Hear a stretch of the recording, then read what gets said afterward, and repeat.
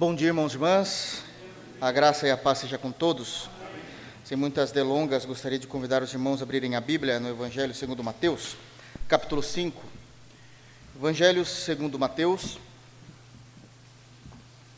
capítulo 5, nós iremos dar sequência nessa série de sermões expositivos que temos pregados no Evangelho segundo Mateus.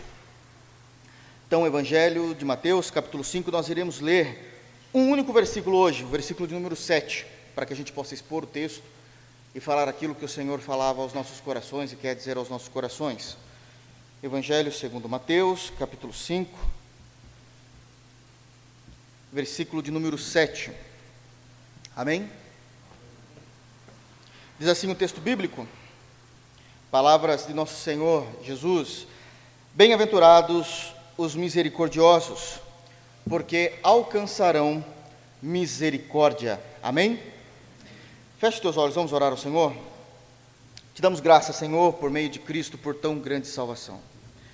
Obrigado, Pai, pela alegria que há em nossos corações, em nos reunir como tua amada igreja, onde exaltamos o teu santo nome, cantamos, expressamos, Deus, a nossa adoração através de cânticos, através da afetividade, Pai, de tudo que é em nós.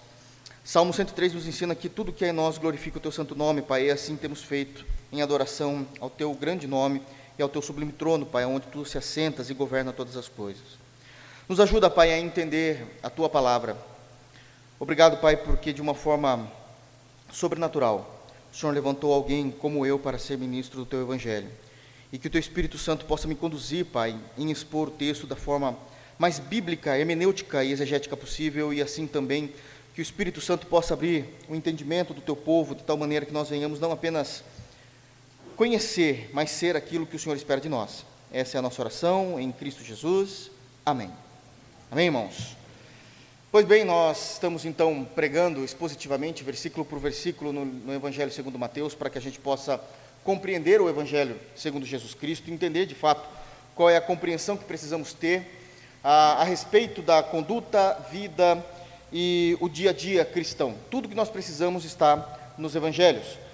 Nós sabemos também que o Evangelho segundo Mateus foi escrito prioritariamente para os judeus. Então, a ideia central do Evangelho era provar, o apóstolo Mateus provar para os judeus que Jesus é o Messias esperado pelo povo do Antigo Testamento, que agora ele já se fazia presente, que ele já tinha morrido e ressuscitado, e estava sentado à destra de Deus. E para isso ele precisa então trazer algumas informações e argumentações dignas daquilo que nós líamos no Antigo Testamento e comprovando isso na pessoa de Jesus Cristo. E óbvio que é impossível nós só falarmos de questões e textos históricos e não se importarmos com a prática daquilo que o Evangelho espera do seu povo. Então, somente relembrando de forma bem rápida agora, do capítulo 1 do Evangelho segundo Mateus até o capítulo 4, nós temos uma narrativa histórica de quem é Jesus, da onde ele surgiu, como ele surgiu, quem ele é, os acontecimentos que o credenciavam a todos a entenderem que ele era o Messias. Já passamos por tudo isso, desde do seu surgimento, do seu nascimento virginal, a ideia do seu batismo, o que é que aconteceu no seu batismo, a maneira como ele foi tentado, como ele venceu essa tentação. Então, tudo isso nós temos do capítulo de número 1 até o capítulo de número 4. Mas quando a gente entra no capítulo de número 5, muda a situação dessa narrativa. Deixa de ser uma narrativa histórica, contando a respeito de Jesus Cristo, e o capítulo de número 5, até o final do capítulo de número 7, a gente precisa entender como um sermão pregado, porque de fato é o Sermão do Monte. Então não é mais uma narrativa histórica. Mateus não está mais preocupado em narrar com detalhes um acontecimento. Mateus agora, inspirado pelo Espírito Santo, está preocupado em narrar com exatidão o sermão que Jesus pregou. E isso muda algumas coisas. Nós não podemos olhar para o capítulo 5 a partir de uma compreensão de perspectiva histórica, mas sim de uma construção de um sermão pregado por Cristo. E sabemos, já falamos disso também, que não há nenhum outro sermão que um dia irá superar tão grande sermão pregado pelo nosso Deus e Salvador, homem e Senhor Jesus. Amém? Então isso precisa ficar claro. O que eu também já disse, e também vamos seguir nessa mesma linha, é que esse sermão ele pode ser dividido em duas partes. Todo sermão construído, a estrutura de um sermão, aqui no caso, ele vai ser dividido em duas partes. A partir do versículo 17, do qual nós não expomos ainda, não chegamos lá, do versículo de número 17 até o final do capítulo 7, que é o final do sermão de Jesus, tudo isso nós entendemos que são características particulares do sermão. O que são características particulares de um sermão? Jesus vai expor, a partir do versículo 17, como nós devemos crer, no que crer e como crer em determinadas situações, em determinados eventos que podem ou não ocorrer em nossas vidas. Se não ocorrer, nós cremos que é dessa forma. Todavia, se ocorrer algumas situações na vida cristã, nós sabemos como devemos prosseguir, lidar e solucionar essas situações através daquilo que ouvimos desse sermão, que representa a dinâmica da vida cristã aqui na Terra. Isso que é o Sermão do Monte, a dinâmica da vida cristã, como é que nós vivemos para Deus e a partir de qual é a nossa compreensão em Deus que vivemos aqui até nos encontrarmos com Ele. Dou um exemplo. Existem situações, por exemplo, a partir do versículo 17, em que Jesus vai tratar do assunto divórcio e novo casamento. Como é que isso é biblicamente? É uma questão particular. Por quê? Pode ser, e quero que seja assim, que os irmãos não enfrentem essa situação na vida de vocês. Eu consegui viver toda a minha vida diante do Senhor, e agora estou partindo para o Senhor, e nunca precisei lidar com isso, porque eu nunca me divorciei. É uma questão muito particular. Então, eu sei como eu creio a respeito desse assunto, porque a Bíblia me ensina como eu creio a respeito desse assunto em particular. Todavia, eu não coloquei esse versículo em prática, porque pela graça de Deus, eu nunca enfrentei essa situação. Então, são questões particulares, ok? Todavia, do versículo de número 3, 1 e 2 é só a apresentação ali de que Jesus iria pregar, mas a partir do versículo de número 3 até o versículo de número 16, deixa de ser questões, não é questões particulares, mas são questões gerais, de características gerais, ou seja, todo crente precisa saber como crer, no que crer e viver essa realidade, porque isso é para todo o povo de Deus, em todas as eras, em toda a história, em todos os períodos. Então, é nesses dois pontos que nós dividimos aqui. Essas bem-aventuranças, elas devem ser entendidas como a introdução ao sermão de Cristo. Já falamos disso, e repito. Então, para nós entendermos, expormos e principalmente praticarmos todo o Sermão do Monte, precisa primeiramente nós passarmos pelas bem-aventuranças. Nós estaremos capacitados a viver a realidade do Sermão do Monte se nós caminharmos nas bem-aventuranças. E aquilo que eu tenho falado, eu repito, a exemplo de Charles Spurgeon, a maneira como ele entende as bem-aventuranças, que as bem-aventuranças é como uma escada em que o cristão vai subindo degrau a degrau. A cada bem-aventurança é um degrau até que alcance de fato uma natureza piedosa cristã. Uma natureza piedosa cristã. Um outro ponto é que as bem-aventuranças, elas não foram escritas aqui de formas aleatórias. Cada uma está no seu devido lugar. Por exemplo, daquilo que nós lemos hoje, bem-aventurados os misericordiosos, porque alcançarão misericórdia, ela está exatamente nesse quinto degrau. Por quê? Eu não conseguiria colocar isso logo no versículo 3, que é a primeira bem-aventurança. Bem-aventurados os humildes de espírito.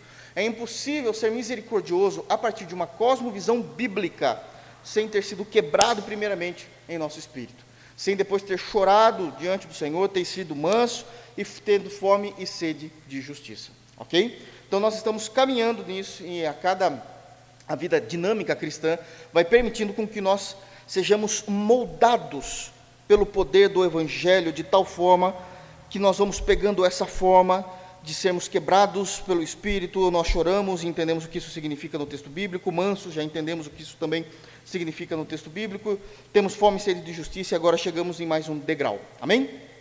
Amém, irmãos? Então, dito isso, agora todo mundo já conseguimos nos assentar aonde a gente vai caminhar nesse cenário do texto bíblico, agora a gente caminha. Então vamos lá, versículo de número 7, bem-aventurado os misericordiosos, porque alcançarão misericórdia. Já de início, eu quero trazer aqui uma consideração extremamente importante. A partir daqui, a partir do versículo de número 7, principalmente com as quatro últimas, globalizando aqui as quatro últimas bem-aventuranças, passa a ser agora uma prática de vida mediante a sociedade e aos irmãos.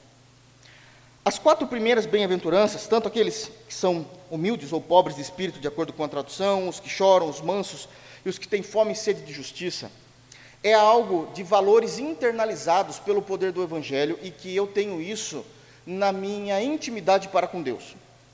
As primeiras quatro bem-aventuranças, as primeiras bem-aventuranças ali, é algo que está muito intrínseco naquilo que eu fui transformado pelo Evangelho. A partir do versículo de número 7, isso é o quinto degrau dessas bem-aventuranças, isso agora começa a passar no meu relacionamento com o mundo. Quando eu digo mundo, não estou falando do mundo caído, mas estou falando de toda a compreensão de nossa existência agora, com relação tanto aos irmãos como aos de fora. Então isso agora começa a ser demonstrado. E por que é que a partir então do versículo de número 7, isso deixa de ser algo íntimo, aquilo que eu consegui alcançar pelos méritos de Cristo na cruz, na individualidade do meu quarto quando eu oro, e agora eu preciso expressar isso para o mundo, preciso expressar isso no meu dia a dia e na minha vida? Porque isso é muito importante. Porque para as Escrituras Sagradas, para o Evangelho de Jesus, importa demasiadamente aquilo que eu faço a partir da transformação que o Evangelho me faz. Ou seja, de início, o versículo de número 7, quando fala bem-aventurados os misericordiosos, eu não sou misericordioso para com Deus. Deus não carece da minha misericórdia, e nem da misericórdia de ninguém, evidentemente. É o próximo que carece da minha misericórdia. E por que é que isso acontece? Porque aquilo que foi plantado e semeado como a semente do Evangelho no coração do indivíduo, do irmão e da irmã, que agora é chamado de irmão e irmã em Cristo, isso precisa ser evidenciado. Precisa ser evidenciado. Toda a fé cristã, ela precisa ser evidenciada no meu dia a dia. A fé cristã não é uma fé filosófica. A fé cristã é uma fé prática.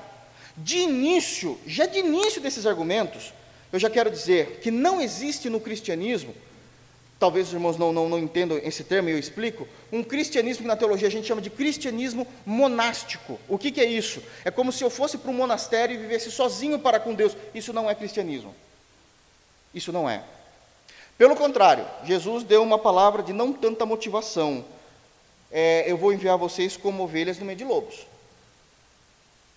Cristianismo não é para ser guardado numa torre e numa masmorra. A gente é pelo contrário, a gente é aquela cidade que está em cima do monte, de acordo, depois com a pregação de Jesus, indo um pouco mais adiante, e que nós somos aquela cidade que é bem vista e bem olhada o tempo todo. O tempo todo. Então nós precisamos começar a evidenciar, e aqui chegou o momento. Uma vez que passamos por isso, chegou o momento de ser evidenciado esse cristianismo. Não existe cristianismo sem evidências. Porque senão a gente vai cair no erro da interpretação, por favor, do capítulo 7. Abram lá rapidamente.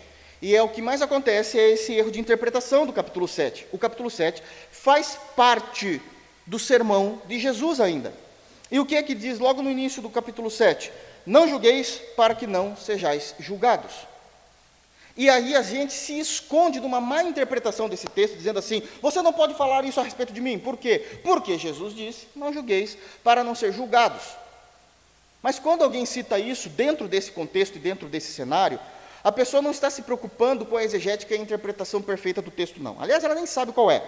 Ela nem sabe qual é. Na verdade, quando ela se cita esse texto, ela está dizendo assim, eu sei que estou em pecado e eu vou continuar e você não tem nada a ver com isso. É isso que ela está usando esse texto de Jesus. Porque o versículo de número 5 está dizendo que uma vez que eu não tenho pecado, eu não sou a pessoa hipócrita a julgá-la, eu posso julgar sim, está escrito no texto. Então a pessoa só fica com o versículo 1 e não entende o cenário total. Jesus não pode falar uma coisa no início do sermão e outra no meio do sermão. Por isso que eu preciso ler todo o restante a partir do versículo 17 do capítulo 5, todo o capítulo 6 e todo o capítulo 7 no prisma, no início da introdução do sermão. Não é uma narrativa histórica. Percebem a necessidade, então, daquilo que a gente está compreendendo aqui, do Sermão do Monte? Isso é muito importante para a gente compreender a dinâmica cristã. Então, a partir do versículo de número 7, nós passamos a evidenciar a nossa fé. Por quê? Porque para o Evangelho é extremamente considerável, muito mais as nossas atitudes do que nossas ações. E eu explico. E aqui começa, então, essa argumentação de início, de que nós precisamos evidenciar o versículo 7, assim como o versículo 8, isso aqui já pode fazer todo o restante do sermão, é necessário a informação para toda a igreja saber que é necessário evidenciarmos a nossa salvação, que é necessário evidenciarmos a nossa fé. Como é que a gente evidencia isso? Com atitudes, e não com ações. O que é isso mediante as Escrituras? Eu explico. Nós sabemos que lá no livro de Êxodo, o Senhor Deus, por misericórdia, porque é bem-aventurados os misericordiosos, então eu vou pegar sempre bastante esse contexto, primeiramente da misericórdia de Deus sendo o padrão, e aí a gente vai explicando isso. A misericórdia de Deus sobre um povo chamado judeus, os israelitas, do qual Deus queria libertar esse povo, e Deus tinha um plano soberano sobre esse povo. Sabemos que Cristo nasceria, o seu filho, a salvação viria desse povo, por meio da pessoa de Jesus. Então Deus tinha um plano para esse povo. E Deus, ele vai chamar Moisés e vai dizer o seguinte: bom, Moisés, você vai conversar com o faraó, vai ter toda aquela questão lá das 10 pragas, nós sabemos, mas o meu povo vai ser liberto. E vai para a terra em que eu mandar esse povo. Moisés entende isso e Moisés vai lá, fala várias vezes com o faraó, nós já sabemos a história, todas aquelas vezes desencadeando as pragas, até que faraó liberte esse povo. Bom, então esquece faraó nesse momento, Moisés está com aquele povo, e aquilo que na cabeça de Moisés deveria acontecer, não aconteceu. O quê? O povo glorificando a Deus pela libertação. O povo não conseguia ver a misericórdia de Deus na libertação. O povo queria ver a misericórdia de Deus nos bens. Nos bens. Porque o tempo todo essa era a reclamação. A gente está caminhando bastante. Ai, que saudade das carnes e das panelas cheias do Egito. O tempo todo. E quando aconteceu uma situação ruim, e a situação específica é, ouvimos dizer e estamos vendo, porque o deserto é plano, então a gente está vendo que os carros de Faraó, juntamente com o seu exército, está vindo contra nós. Por que fizestes isso com a gente, Moisés? Sempre a culpa, vocês já sabem de quem é, né? Por que fizestes isso, Moisés? Para que a gente morra no deserto? E existe uma postura maravilhosa de Moisés. Moisés tinha tudo para estourar naquele momento. Tudo. Dentro daquilo que ele era, ser humano. Mas ele não fez, ele tomou uma atitude. A atitude foi, eu vou orar a Deus. E ele orou ao Senhor, dizendo, Senhor, o Senhor sabe o que está acontecendo, o povo está bravo, eu já não aguento mais esse povo, são 2 milhões de pessoas reclamando na minha orelha. E a resposta imediata de Deus, porque tinha que ser algo muito rápido mesmo, naquilo que consentia a raça humana, era, por que você está clamando a mim? Diga ao povo que marche. Ele orou. Isso é uma atitude. O que é então uma atitude? É um ato baseado num princípio e valor. O princípio e o valor de Moisés é, eu me submeto à lei, eu me submeto a Deus e à sua vontade. Então tudo que eu faço, mediante a fé que eu creio, é uma atitude. E Moisés fez isso. 2 milhões de pessoas reclamando, falando, forçando a barra. E dizendo, agora nós iremos morrer. Olha, e Moisés olha mesmo, quando ele olha, ele vê de fato os carros de Faraó vindo. E a atitude de Moisés, isso é, um ato praticado mediante ao que eu creio, aos meus valores, a minha crença, eu orei a Deus. Quando Deus diz assim, por que está clamando a mim, não é que Deus está reclamando de Moisés ter ido buscá-lo em oração. Está dizendo assim, para de ficar clamando e corre, senão você vai morrer, porque eu já vou fazer algo aqui, eu vou abrir o mar. Essa é a ideia, então, do texto. Todavia, Moisés também cometeu um erro. Ele cometeu uma ação. Atitude é aquilo que eu faço mediante a minha fé, aquilo que eu creio, aos valores internalizados. E é exatamente isso que Jesus está criando em nós, no Sermão do Monte. Principalmente a partir do versículo 17, que são questões particulares. Se acontecer isso com vocês, e vocês sendo igreja, a atitude de vocês é mediante a fé que eu vos apresento. É diferente de ações. Ações é aquilo que parte da minha natureza caída. Moisés também fez isso. O mesmo Moisés que praticou uma atitude é o Moisés que tomou uma ação e sofreu por causa disso. Qual foi a ação de Moisés? Deus disse a Moisés, fale a rocha que sai a água. Mas o povo, e não tem hora que não aguenta. E ele não falou, ele pegou o cajado e feriu a rocha, bateu. E saiu água, porque Deus cumpre a sua palavra. E por causa disso ele não entrou na terra prometida. Uma atitude e uma ação. São coisas diferentes. A ação é aquilo que eu faço de forma descontrolada. É aquilo que já está no meu coração, na minha natureza caída, mas a atitude é aquilo que eu faço mediante a fé. É um ato. E o Senhor então começa a explicar por que é que o nosso cristianismo precisa ser um cristianismo de atitudes, porque se for de ação, a gente não representa Cristo. Mas em atitudes nós vamos representar exatamente aquilo que está no Evangelho. Porque eu faço de acordo com aquilo que está no Evangelho. Então, para isso é importante. Agora então, que eu já chorei, agora que eu já quebrantei o meu espírito, que eu sou manso, ou seja, eu sou obediente, sou um animal domesticado debaixo do Evangelho, e que eu tenho fome e sede pela justiça de Cristo em mim, eu passo a exercer o meu cristianismo e a minha fé de forma aparente, porque é pelo fruto que a gente se conhece, não é pela fé, é pelo fruto. E eu começo então a viver isso de forma aparente, onde todos possam ver, onde todos possam contemplar Cristo. E Jesus vai trabalhar esse contexto muito mais à frente, ainda no capítulo 5. E ele vai começar então a trazer questões muito mais profundas, porque aqui ele está na introdução daquilo que ele quer que nós sejamos, da maneira como ele quer que a gente faça.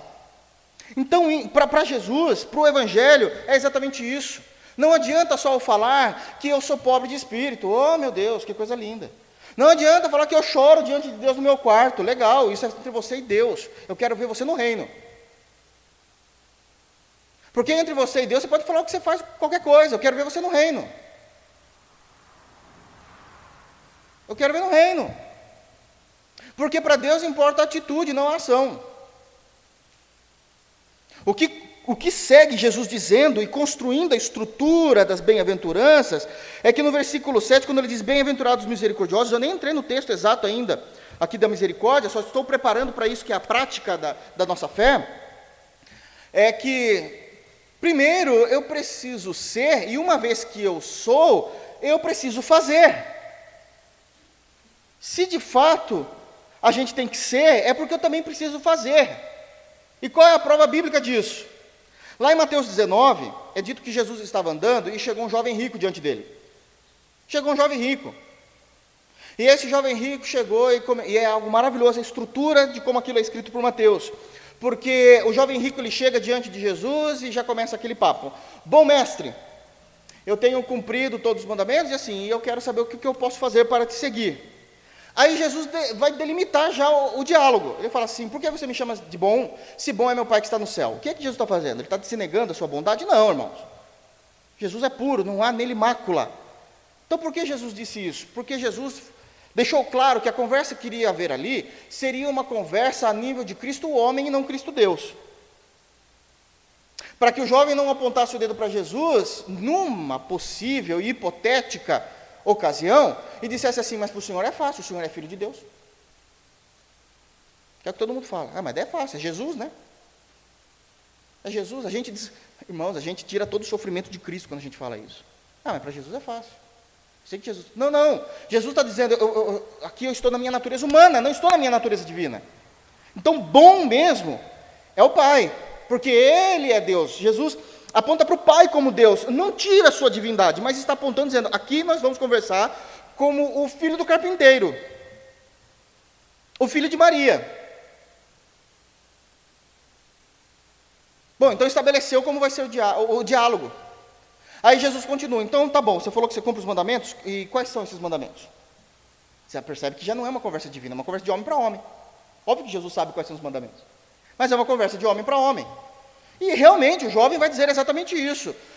Não, está escrito lá na lei que eu não posso ter outros desejos de mim, que eu não adultero, eu não roubo, eu não levanto falso testemunho, tal. Jesus falou, que ótimo! Mas tudo isso é algo internalizado só. É uma crença, e isso é válido. E na prática?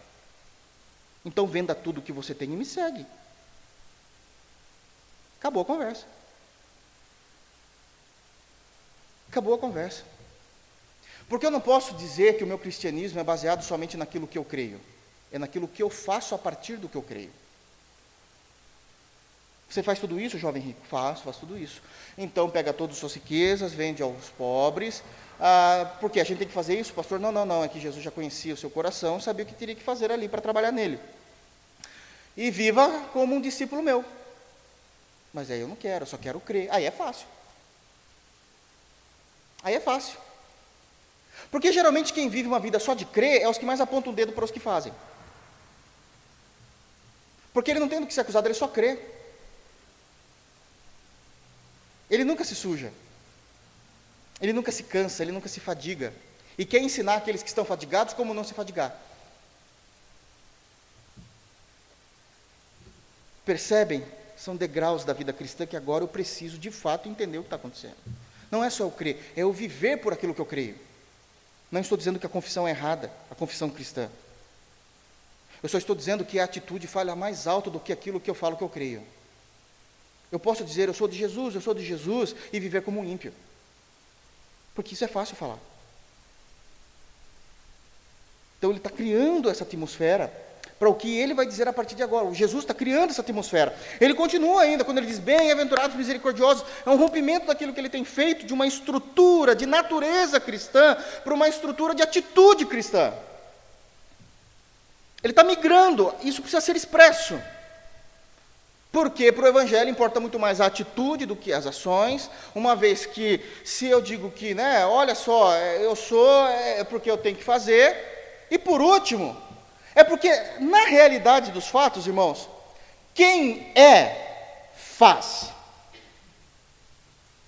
Quem é, faz.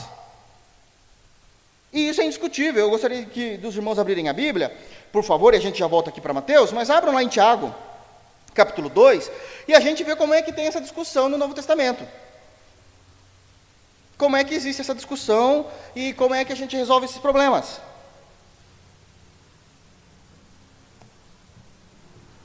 Tiago, capítulo 2, a partir do versículo 14, Tiago está expressando exatamente essa insatisfação com as igrejas da diáspora que aconteceram, que fugiram por causa da perseguição, e porque houve a perseguição contra o cristianismo, esses irmãos que fugiram, se chama isso de diáspora, então, esses irmãos que viveram essa diáspora e foram para vários lugares diferentes, eles se estabeleceram nesses lugares, continuaram sendo crentes em Jesus, mas as suas ações no reino de Deus ficaram totalmente mortas, porque eles não faziam absolutamente nada, eles confessavam Jesus, viviam uma vida sem pecado, mediante aquilo que o Evangelho nos ensina a não viver de pecado, mas o pecado deles estava em não praticar aquilo que a palavra pedia para ser praticado. Viviam uma vida retraída, só de crença filosófica. Então, se alguém chegasse para esses irmãos da diáspora e perguntasse assim, em quem vocês creem? Eles falavam assim, não há dúvida, somente em Jesus Cristo, morto e ressurreto.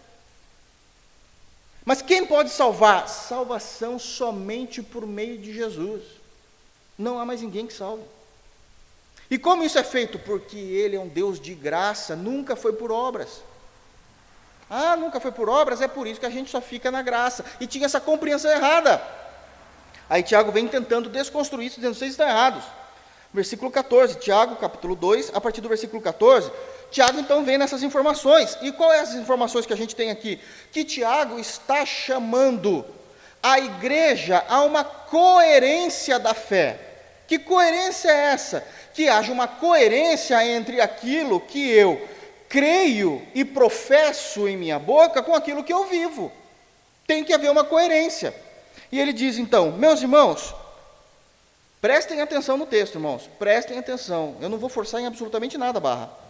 Meus irmãos, versículo 14, meus irmãos, qual é o proveito se alguém disser que tem fé, mas não tiver obras?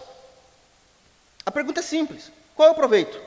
De você dizer que você é crente, que você crê em Jesus, que só em Jesus há salvação, que ninguém possa ser mais salvo a não ser por Jesus, que você entende até a questão de eleição e predestinação, que você entende o conceito da doutrina da graça, entende como isso funciona, legal, mas que proveito tem isso se você não faz nada? A pergunta aqui é uma pergunta retórica, porque Tiago já sabe a resposta está no próprio versículo. Pode acaso semelhante fé salvá-lo? Irmãos, a resposta é a resposta de salvação. Crentes que professam a fé em Jesus e não fazem nada, não são salvos.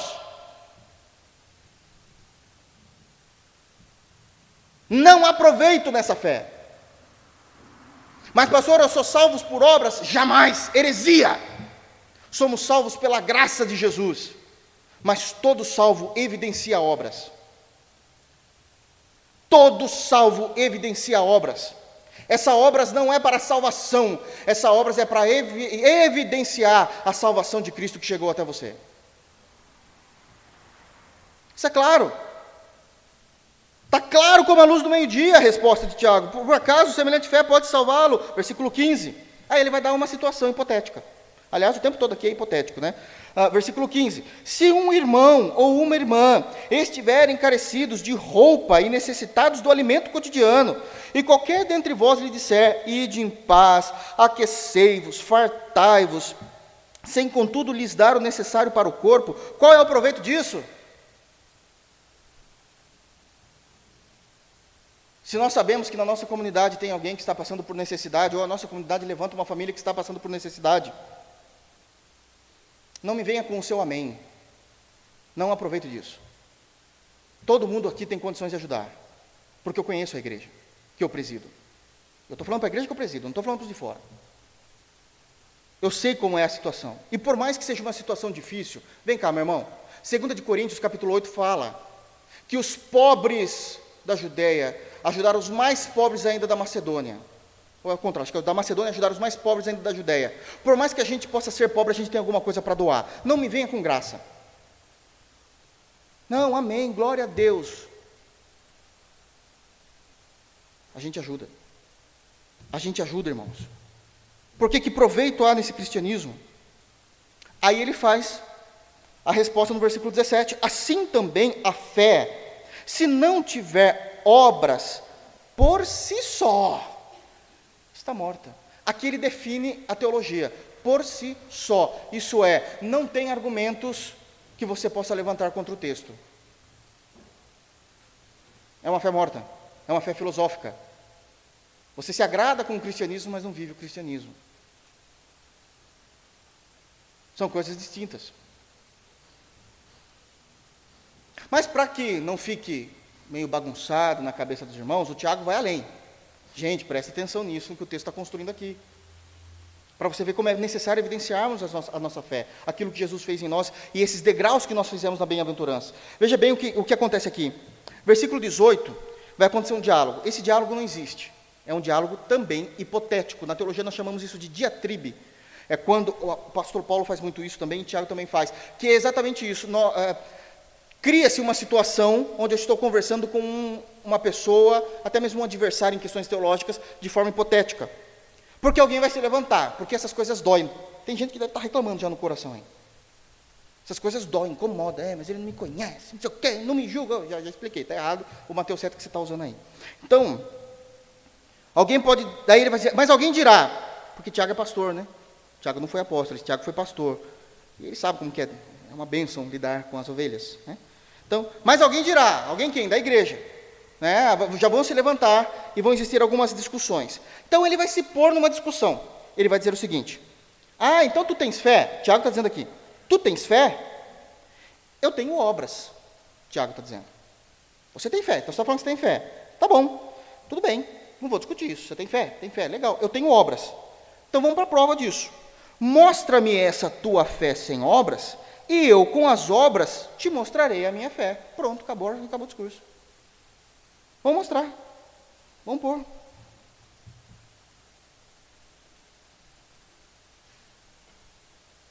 Porque na igreja de Jesus, a fé, o irmão que a gente chama carinhosamente de coração, nossa, aquele irmão ou aquela irmã é uma bênção, tem que ser baseado nisso, irmãos. Não é só porque eu gosto da pessoa. Que é verdade, existem irmãos que a gente tem uma aproximação maior, e lógico que eu gosto, e é bênção, tal, não, tudo bem, eu entendo que ele é bênção, não entramos nesse mérito aqui. A discussão é quando a gente fala de comunidade, ele é bênção por quê? O que ele fez? O que ele faz? Qual é a diferença dele aqui na igreja? Ou dela? Pronto, irmã, a gente tem que falar. Aliás, uma irmã, eu já falei disso, ela veio me chamar a atenção, e eu fiquei muito envergonhado. Porque essa irmã, ela veio me chamar a atenção e falou assim: pastor, o senhor tem um problema muito sério. Falei, verdade, qual é o seu problema? Falei, qual é o meu problema, irmã? Ela falou assim: às vezes a sua ética nos atrapalha de entender e de receber a verdade de Deus com mais dureza. O senhor quer ser tão caridoso, tão ético, tão fazendo, sabe, para não machucar, a gente às vezes não entende, pode falar. Então essa é a verdade. Você só é bênção se você faz alguma coisa. Pronto. É o que o texto está dizendo. Eu só estou lendo. Fique bravo com o Tiago. Não, mas eu tenho fé. Então, ele continua, versículo 19. Crês tu que Deus é um só, né? A ideia de só em Jesus, é uma realidade. Fazes bem. Não está errado crer isso. É o correto. Ué, está certo. Crês tu que Deus é um só, fazes bem. Só que tem um porém. Olha a comparação que ele faz. Até os demônios creem e tremem. A comparação que ele faz com um crente que não faz nada e só fala, é com o diabo. Está no texto. Com uma diferença. Mostra a hipocrisia do crente, porque o diabo, ele crê e ele treme. Ele tem temor. Qual é esse temor? Ele sabe que um dia o Senhor voltará em grande glória, que o Senhor já o julgou, que ele faz exatamente aquilo que o Senhor determinou que ele fizesse. Nós já lidamos com essa questão na teologia. É só a gente ir lá para o livro do Apocalipse e vamos ver que toda ação do diabo é uma ação dirigida por Deus o tempo todo. Não é solto na vida e malandro no mundo, não. Ele treme e ele sabe qual é o final dele. E aqueles que só professam a fé e não fazem nada? São hipócritas. Porque não tremem. Só querem delimitar o que a igreja tem que fazer, o que não faz e tal. E eles, mas não, eu creio em Jesus na minha casa aqui. Isso é sério. Isso é sério. Queres, pois, ficar certo? Versículo 20, a gente para por aqui. Eu vou ler, não aguento. Queres, pois, ficar certo? Vamos encerrar o assunto, essa é a ideia de Tiago aqui. Vamos ficar certo aqui? Ó homem insensato. É ele que está dizendo isso. Está chamando esses homens insensatos. De que a fé sem obras é inoperante. Você quer que eu prove? Vamos já delimitar isso aqui? Não foi por obras que Abraão, o nosso pai, foi justificado quando ofereceu sobre o altar o próprio filho Isaque. Veja bem. Paulo, em Romanos capítulo 4, fala assim, não. Abraão foi justificado mediante a fé, para salvação. É verdade isso. Ele foi salvo mediante a fé. Isso é claro. Toda a carta de Romanos diz isso. A justificação é pela fé. Mas então por que aqui está falando por obras? Porque a gente não está falando de salvação. Está dizendo como é que Abraão foi credenciado que ele era quem de fato ele é. Como é que ele foi reconhecido? Porque quando Deus pediu o filho dele, na verdade Deus não estava querendo Isaque. Deus queria Abraão. Deus nunca quis Isaque. Deus quis Abraão. Mas para Deus provar que Abraão era dele, Abraão tinha que dar o filho.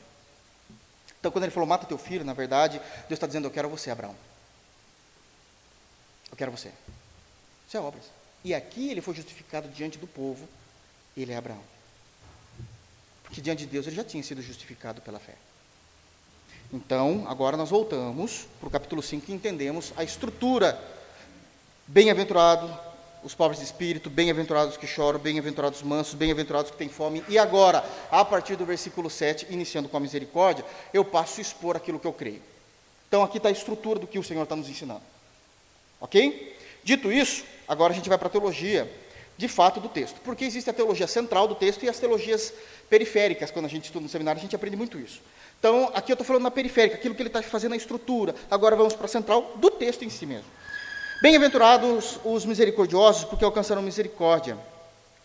Então, o primeiro ponto que a gente precisa entender é que esses misericordiosos, eles só serão esses misericordiosos do versículo 7, se passamos pelas 4 bem-aventuranças anteriores. Agora, a pergunta que se deve fazer é, o que é a misericórdia dentro do conceito bíblico?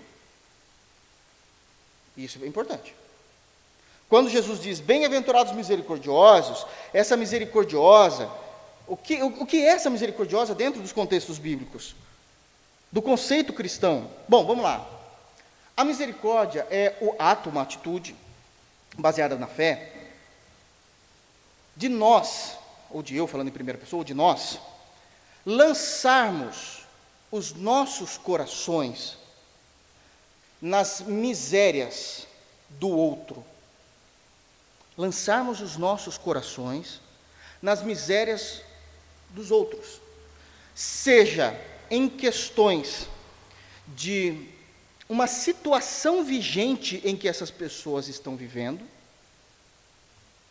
ou numa ação cometida por elas, seja contra um outro terceiro, seja contra mim mesmo. Então, eu estou preparando aqui a resposta para vocês. O que é a misericórdia diante do conceito bíblico?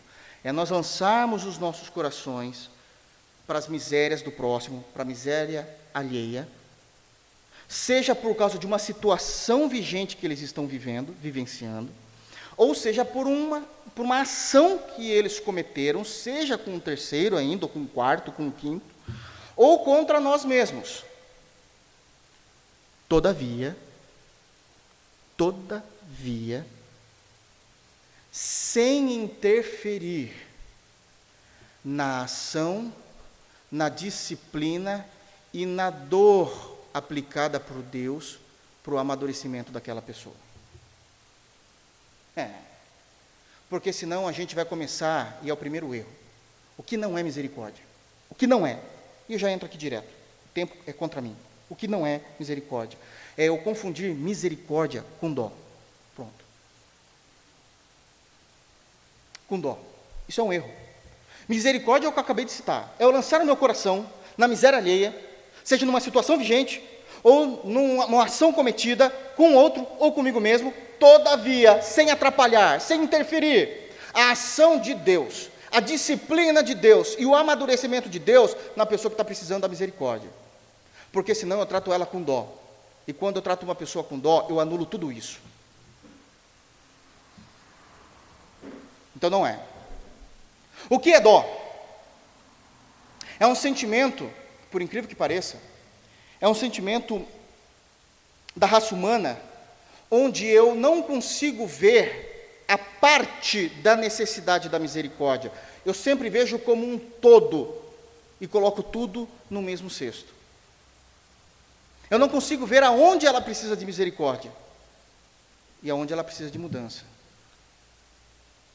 Eu vejo tudo como uma situação a ponto de eu até mesmo inutilizar aquele ser humano, por causa da dó que eu passo a ter a ele. E isso não é certo. O apóstolo Paulo falou que a gente vê as coisas em partes. É em partes. Para que a gente não impeça o desenvolvimento daquela pessoa como uma cristã, dentro do cristianismo, dentro da fé. Mas se for uma pessoa fora do reino de Jesus, e a gente usou de misericórdia, para que a gente não impeça o crescimento dela como pessoa. Como pessoa. Porque a misericórdia nós oferecemos ao próximo, que é uma definição, é o outro. Mas a dó a gente oferece ao coitado. Por isso era importante as aulas de português, irmãos. Vocês cabulavam a aula, né? Por isso era importante. A misericórdia é o outro, mas a dó é o coitado. Quem é o coitado? Aquele que é desprezível em todas as situações. E isso não é uma realidade. Não é uma realidade. Então isso não é o uso adequado da misericórdia. A misericórdia, sim, de fato é nós lançarmos os nossos corações ao próximo, seja na situação vigente ou na ação cometida, mas sem interferir na obra de Deus. Segundo ponto, como eu faço então o bom uso da misericórdia de Deus mediante o conceito bíblico? Como eu serei um bem-aventurado praticando a misericórdia? Segundo ponto, não confunda misericórdia, e eu já tratei desse assunto aqui algumas vezes, não confunda misericórdia com assistencialismo. Não confunda. Não podemos. O ato prático da misericórdia, porque lançar o meu coração, eu entendo que é isso, mas na prática, o que é então essa misericórdia? É o ato de eu acudir alguém, de eu olhar para aquela pessoa com compaixão, e até mesmo contribuir, se necessário for. Acudir é aquele ato de alguém ter caído num fogo e estar se queimando, mas eu estou lá presente para tirá-lo do fogo. Eu acudi alguém. Alguém que estava se afogando, era nisso que era usada a palavra no original. Então, se alguém está se afogando, eu estava lá, eu estava presente e consegui tirá-lo da água para que ela pudesse respirar. A compaixão é olhar para ela mediante os olhos de Deus. E isso é um perigo. Porque eu só olho para os olhos de Deus através do Deus que eu conheço. Como é que você olha para Deus? Como é que você conhece esse Deus? Se a gente não conhece doutrina, a gente olha através de um Deus que eu criei no meu coração. E aí eu olho com dó e não com misericórdia. Já explico. E também contribuindo, se necessário for, sem dúvida. Todavia, a gente vai acudir, a gente vai ter compaixão, a gente vai contribuir, todavia, na observância de que há mudanças sociais e espirituais na vida dessa pessoa. Eu provo na Bíblia. Evangelho de João, capítulo 8. Era de manhã, parece que eu vou cantar, né? Era de manhã. Jesus chega no templo. Logo após ali os seus exercícios espirituais, vão chegar os escribas e os fariseus. Eles trazem com ele uma mulher adúltera. Vocês conhecem a história. Colocam a mulher de pé no meio de todo mundo e de Jesus, evidente. Olham para Jesus e vão querer fazer uma pegadinha teológica com ele. Senhor, a lei diz, você não é Messias? Sou. Então, a lei diz que se uma mulher for pega em adultério, ela deve ser apedrejada. E aí? Sai dessa, sabichão. Jesus fica quieto. E isso dá raiva. Jesus poderia ter respondido. Ele fica quieto, se assenta, começa a escrever algumas coisas na areia, que sabe-se lá o que é que ele estava escrevendo. Isso deixa o povo mais perturbado ainda.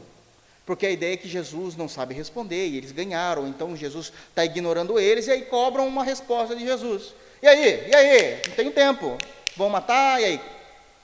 Essa é a ideia, irmãos, do texto. É que a gente lê sempre com carinho as coisas. Vamos, Jesus, vamos, desembucha. Aí Jesus fala, tá bom. Aquele que não tem pecado, então atire a primeira pedra. Porque Jesus está dizendo assim, eu conheço um montão de gente aqui, um montão de vida aqui, que teria que estar no meio também para levar pedrada.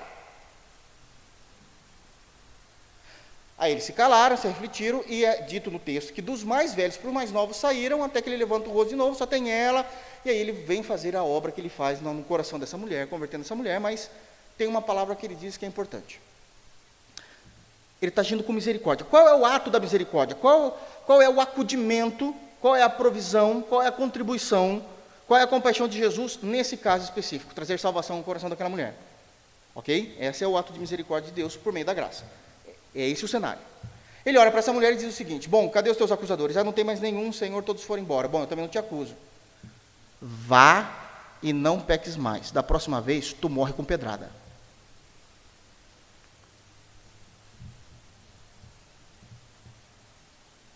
Não é só ter misericórdia e dó, irmãos. É ficar observando se tem mudança. Eu vou dar um exemplo real que eu vi. Alguém precisava de misericórdia, que estava vivendo uma necessidade, e uma família se dispôs, então, a ajudar. Poxa, isso é um ato de misericórdia, não está errado. E aquela família que se dispôs a ajudar, já era uma família muito sobrecarregada, e a mulher daquela família falou assim, eu vou passar a fazer tal coisa, além dos meus atributos e atribuições diárias, para eu conseguir um dinheiro ainda para levantar para essa outra família que está precisando. E isso é um ato de misericórdia. Então já vivia, né, no normativo do dia a dia, e ainda assim, a mulher da família que falou que iria ajudar, com misericórdia, ainda recebeu uma atribuição ainda maior, que se colocou numa atribuição diária maior, para conseguir o dinheiro para ajudar aquela pessoa. Mas daí você olhava para a mulher que precisava de ajuda, não estava fazendo nada.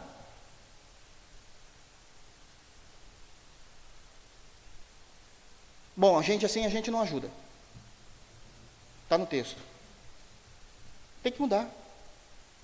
Bom, a ideia é que eu lancei o meu coração em João 8, Jesus, sobre uma ação cometida, ela adulterou. Mas existem situações vigentes.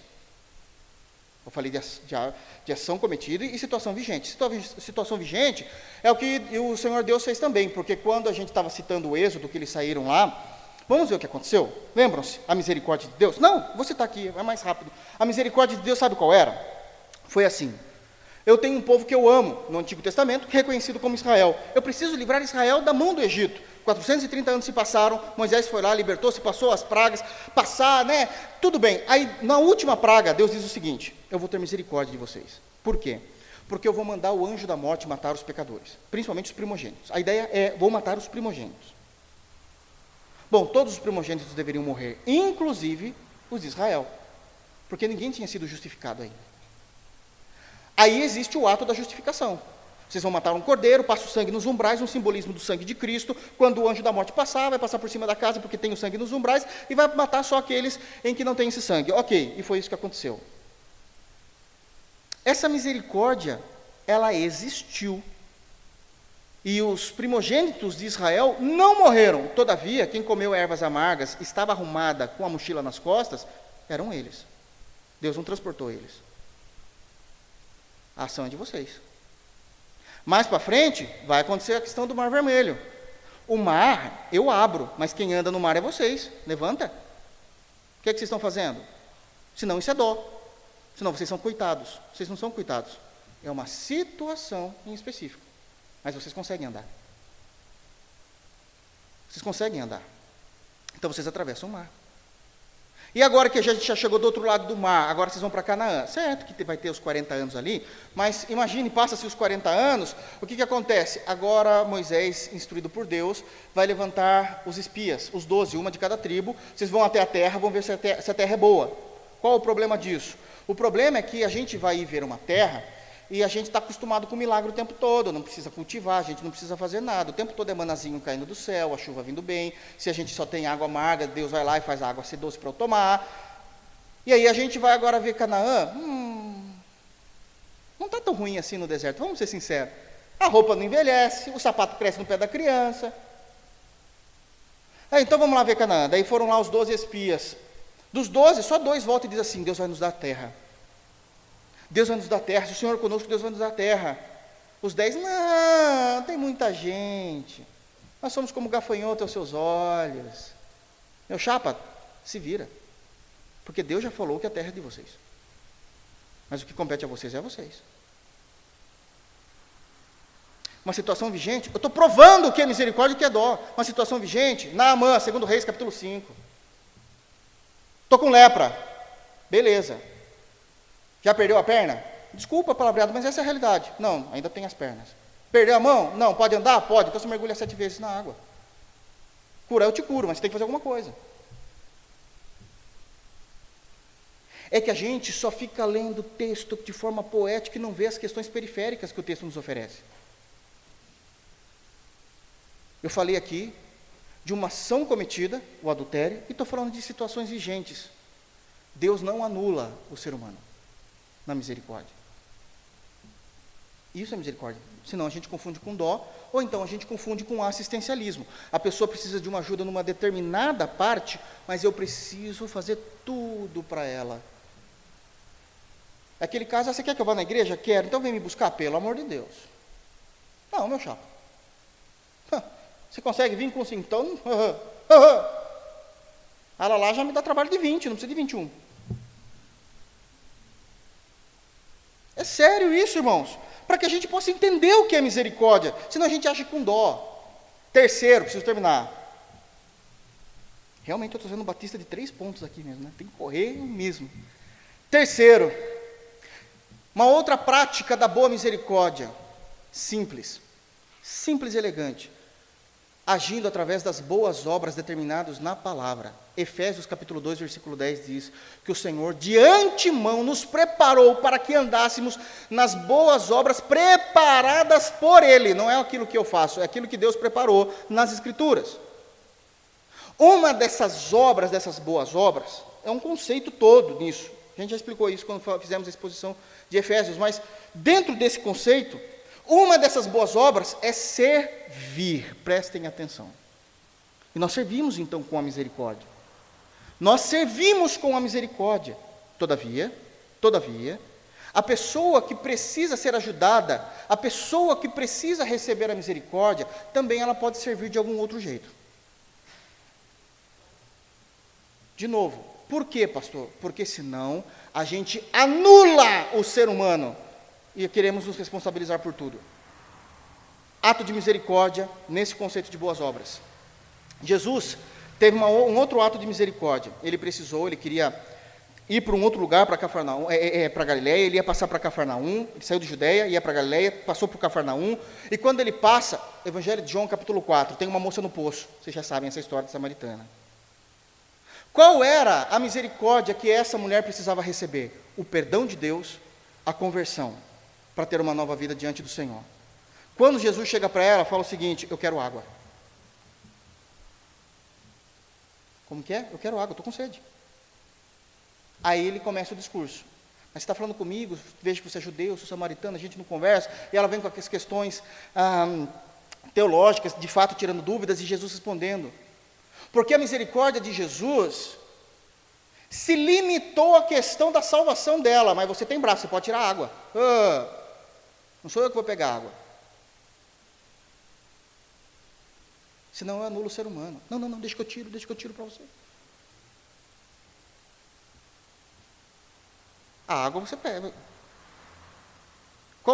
O texto é o seguinte, vocês já leram, irmãos, preciso que vocês tenham lido, pelo amor de Deus, João 4.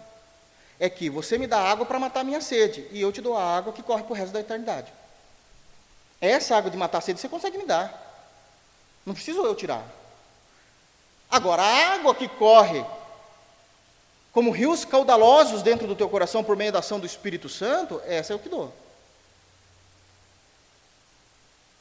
Porque senão a gente vai virar assistencialismo. A gente vai anular o ser humano. A gente vai anular. Nós vamos anular o ser humano. Não, aí não pode.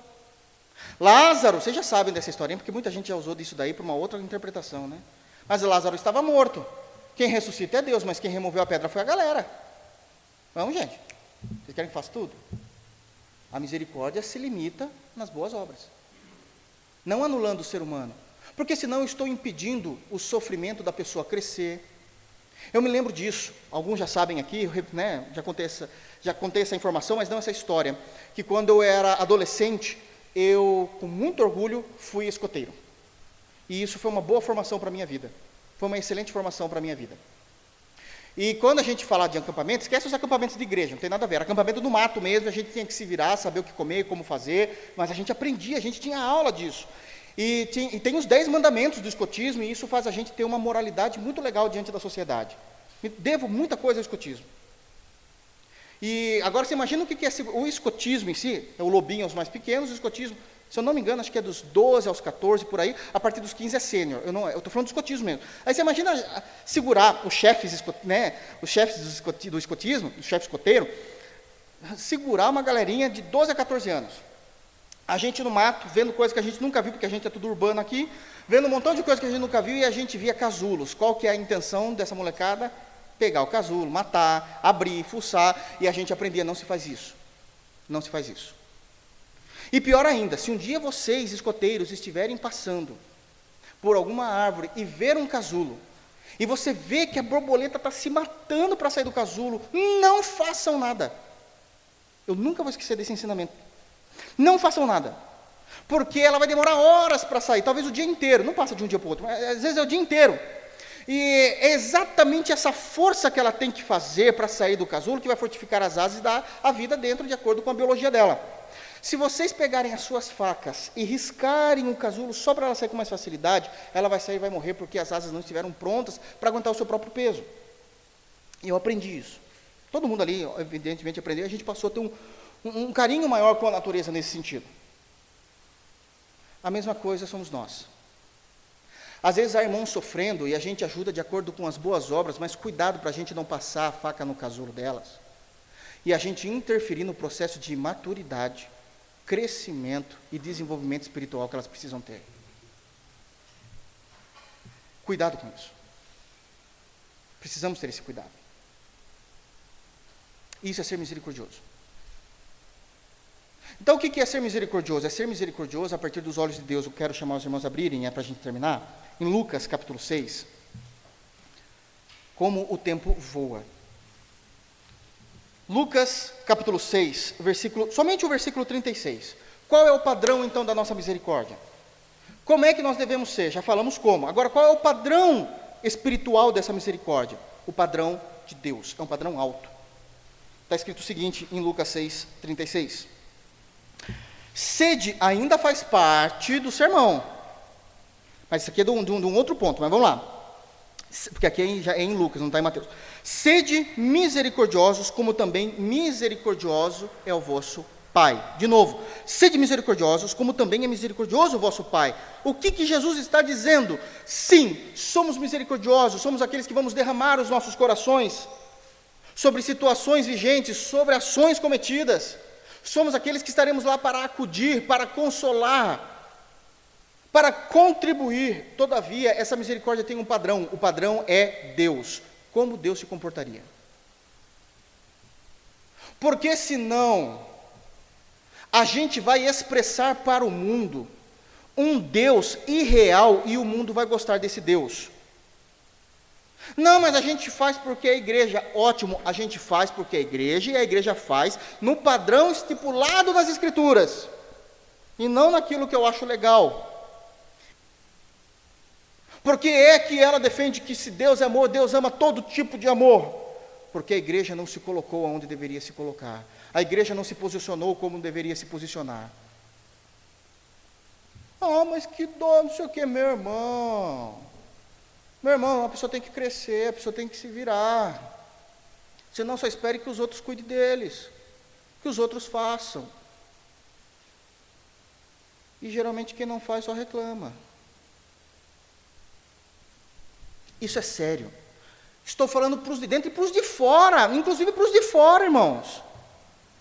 Não, mas veja bem, se essa pessoa precisa de Jesus, eu sei que ela precisa de Jesus, mas do Jesus correto. Senão ela vem com uma compreensão de um outro Jesus. De um outro Jesus.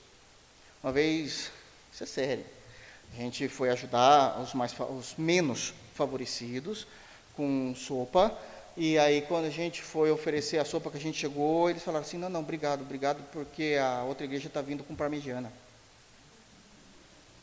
Vocês dão risada, mas para vocês verem como funciona a compreensão do mundo.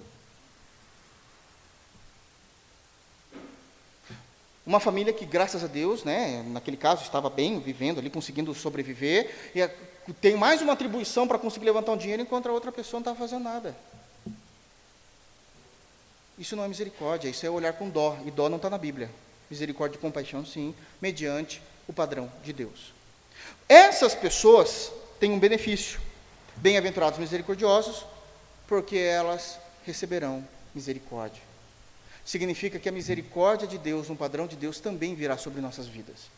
Deus conseguirá olhar para nós por meio de Cristo, e vendo em nossa misericórdia, aqui nós temos dado, que também nós precisamos ser acudidos em determinados momentos e situações vigentes da vida, ou então em situações que nós cometemos, em ações que nós cometemos, e precisamos da misericórdia de Deus. Por que é que ele vai olhar para nós com misericórdia? Não que ele necessite, mas existe um up a mais nisso, na misericórdia de Deus, quando nós somos misericordiosos. Porque Deus falou que é nosso ato de misericórdia, no padrão de Deus, o agrada. Os irmãos podem ler lá depois, em Atos capítulo 10, do versículo de número 1 até o versículo de número 4, vai falar da conversão de Cornélio.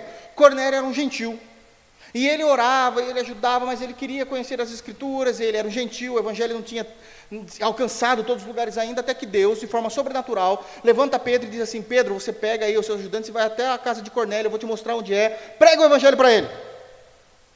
Aí Pedro tem aquela resistência, fala, mas gentil, não sei o quê, mas Deus, né, com certeza sempre Deus, ele se mantém, e Pedro se curva à vontade do Senhor Deus, ele vai até Cornélio, e nesse meio inteirinho, Deus é um bom estrategista, já manda um anjo para falar com Cornélio nesse tempo, dizendo assim, e ele aparece no versículo 4 e diz o seguinte, Cornélio se assusta, é sério, no texto, ele se assusta, e ele diz assim, Deus ouviu as suas orações, e na linguajar da época, e as esmolas que você tem feito, subiu aos céus. Não compreende esmola com aquilo que tem no Ocidente hoje, mas está dizendo, a misericórdia que você teve com os necessitados, subiu a Deus como um ato de adoração. Por isso Deus está te mandando Pedro. Então sejamos misericordiosos, porque isso é um ato de adoração a Deus, no padrão de Deus, e Deus nos devolverá com a sua misericórdia, e ser alcançado pela misericórdia de Deus é algo fantástico, porque estamos tranquilos, e vivemos bem com o Senhor. O que não podemos é confundir misericórdia com dó, misericórdia com assistencialismo, e sabendo que a misericórdia sempre está dentro das boas obras preparadas para que andássemos nela. E existe um padrão, sede misericordiosos, como Deus é misericordioso. E assim receberemos a misericórdia do Senhor. Que possamos expressar a nossa fé em ato de misericórdia, assim como nos atos a seguir, nas bem-aventuranças. Que Deus nos abençoe em Cristo Jesus. Vamos ficar de pé?